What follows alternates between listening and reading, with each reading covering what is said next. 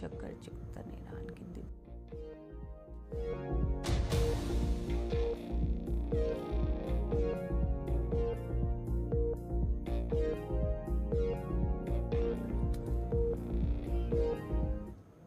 अंजुमन जमीयत उल उलमा शक्कर चिकन ने इराक के दिवंगत राष्ट्रपति डॉक्टर इब्राहिम राइसी और उनके साथियों की याद में सम्मान देने के लिए एक हार्दिक फातिहा क़वानी समारोह का आयोजन किया, जिन्होंने ईरान में एक हेलीकॉप्टर दुर्घटना में दुखद रूप से अपनी जान गंवा दी।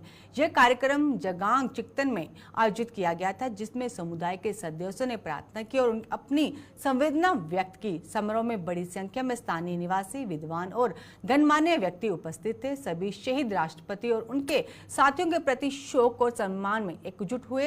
कार्यक्रम की शुरुआत पवित्र कुरान के पाठ से हुई, जिसके बाद दिवंगत आत्माओं के लिए विशेष प्रार्थना की गई।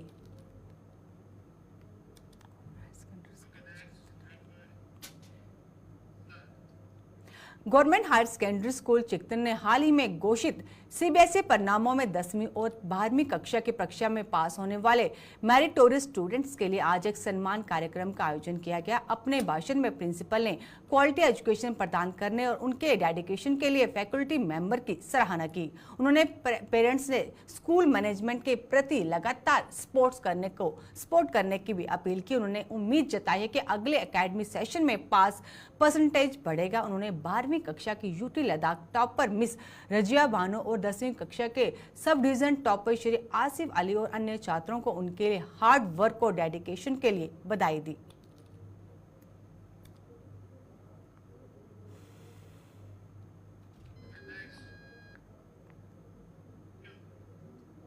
+10 all Ladakh contractual lecturer employees association ने अपने सदस्यों के सामने आने वाले कई महत्वपूर्ण मुद्दों को उजागर करने के लिए एक प्रेस कॉन्फ्रेंस आयोजित की। एसोसिएशन ने डिपार्टमेंटल प्रमोशन और गैजेटेड पोस्ट के संबंध में नियमों की क्लैरिटी और अंतिम रूप देने की आवश्यकता पर से चिंताओं पर चर्चा की। इसके अतिरिक्त उन्होंने मूल वेतन और वेतन में संबंधित विसंगतियों को हल करने के महत्व पर जोर दिया। एसोसिएशन ने लद्दाख के लेफ्टिनेंट गवर्नर ने इन सब महत्वपूर्ण मामलों को संबोधित करने और उन्हें हल करने की भी अपील की गई।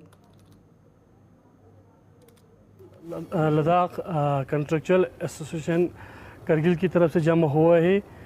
यहाँ हमारे कुछ इश्यूज है। इन इश्यूज़ को लेके आज हम यहाँ ऑनरेबल एलजी तक अपना मैसेज को पहुँचाने के लिए हम यहाँ जमा हुए हैं और हमें उम्मीद है कि ऑनरेबल एलजी के पास हम इससे भी पहले इस इश्यूज़ को लेके मिले थे और हमें उम्मीद है कि ये इश्यूज़ जल्द अज जल्द हल होगा, क्योंकि ऑनरेबल एलजी साहब ने हमें इश्योर किया था कि कोड ऑफ कंडक्ट ख़त्म होते ही आपको इश्यूज़ को रिड्रेसल किया जाएगा। तो आज हम फिर से यही उम्मीद लेके हमारे इश्यूज़ को थ्रू मीडिया हम एलजी साहब तक हम पहुंचाना चाहते हैं, क्योंकि हम यहाँ से ले जाए वहाँ जाके मिले, इसमें बहुत सारे टाइम होते हैं और हमारे जो स्कूल्स वो भी सफ़र होते हैं।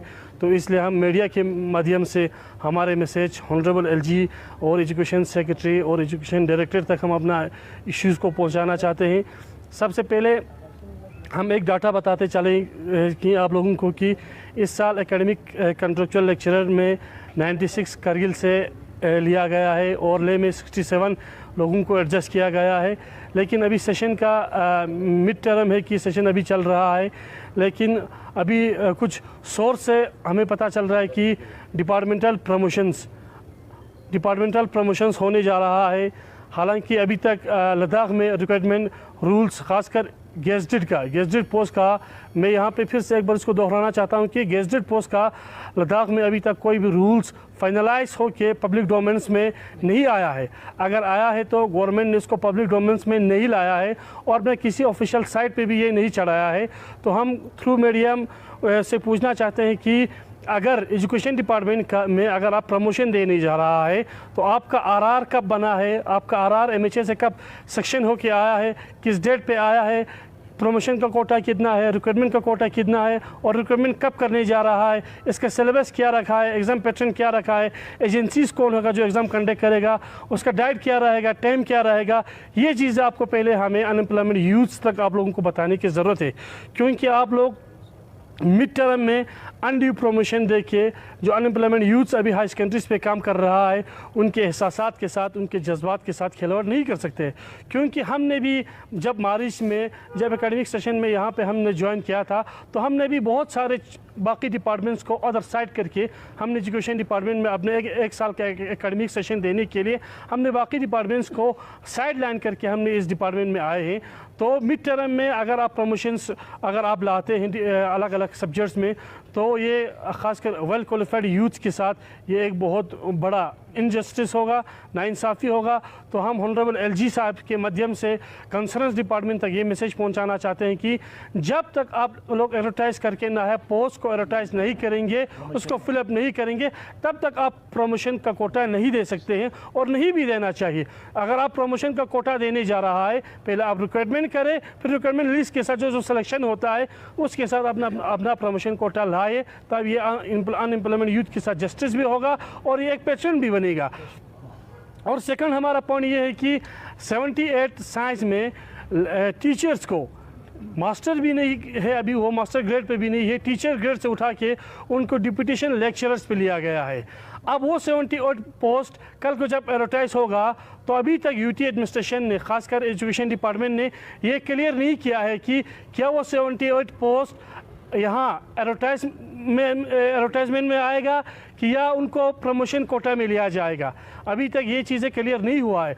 तो हम कंसर्न्स एजेंसी से, खासकर सेक्रेटरी, ऑनरेबल सेक्रेटरी, हमारा वर्दी सेक्रेटरी, प्रिंसिपल सेक्रेटरी श्री खीरवार साहब से पूछना चाहते हैं कि अभी तक लद्दाख में 2019 के बाद कोई भी गेजेटेड पोस्ट का रिक्वायरमेंट रूल नहीं बना था, लेकिन इन 78 लोगों को किस रिक्वायरमेंट रूल के तहत आपने प्रमोशन कोटा पे चढ़ाया, और FR 14 में से आप लोग इनको किस तरीके से एक लेक्चरर का बेसिक पे दे रहे हैं, जबकि हम पिछले 3 से 4 साल से यूटी बनने के बाद अलग अलग हाई सेकेंडरीज में, करगिल में 96, लेह में 67, अलग अलग लद्दाख के वेल क्वालिफाइड यूथ अलग अलग फॉर फिलंग हाई सेकेंडरीज में काम कर रहे हैं।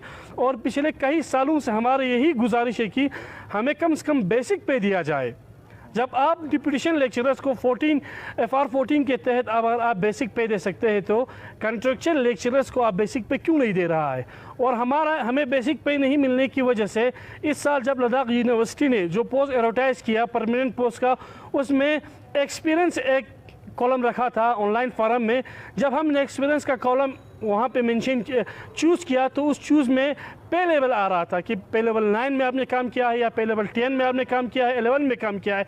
लेकिन हमें तो कोई भी पे लेवल के हिसाब से यहाँ पे नहीं दिया जा रहा है। मंथली 30,000 एज ए ऑनरेरियम के हिसाब से दिया जा रहा है, सैलरी के हिसाब से भी नहीं दिया जा रहा है।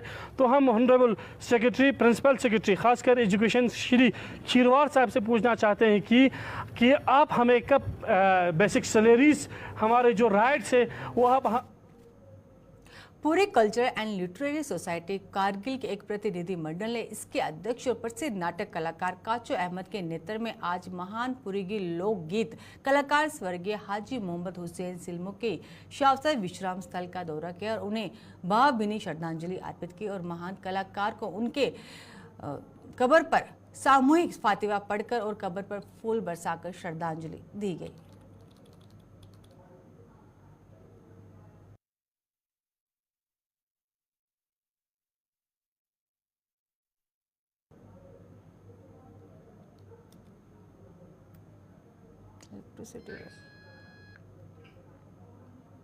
The joint electricity regulatory commission Jammu Kashmir और लद्दाख ने वित्तीय वर्ष 2019, 20, 21, 22, 23 और 24 के लिए सार्वजनिक सुनवाई का आयोजन किया। लद्दाख पावर डेवलपमेंट डिपार्टमेंट ने डीसी कॉन्फ्रेंस हॉल में वित्तीय वर्ष 2023-24 के लिए वार्षिक प्रदर्शन रिपोर्ट और सकल राजस्व आवश्यकता और प्रस्तावित टैरिफ वित्तीय वर्ष 2024-25 के लिए निर्धारण सुनवाई की अध्यक्षता JERC के अध्यक्ष लोकेश डी झा ने की, जिन्होंने लद्दाख के बिजली क्षेत्र की समीक्षा की। बिजली क्षेत्र में महत्वपूर्ण योजनाओं जैसे संशोधित वितरण क्षेत्र योजना, नुब्रा जांचकर ट्रांसमिशन लाइन परियोजना, स्मार्ट मीटर के कार्यान्वयन, आगामी जल विद्युत और सौर परियोजना पर चर्चा की गई।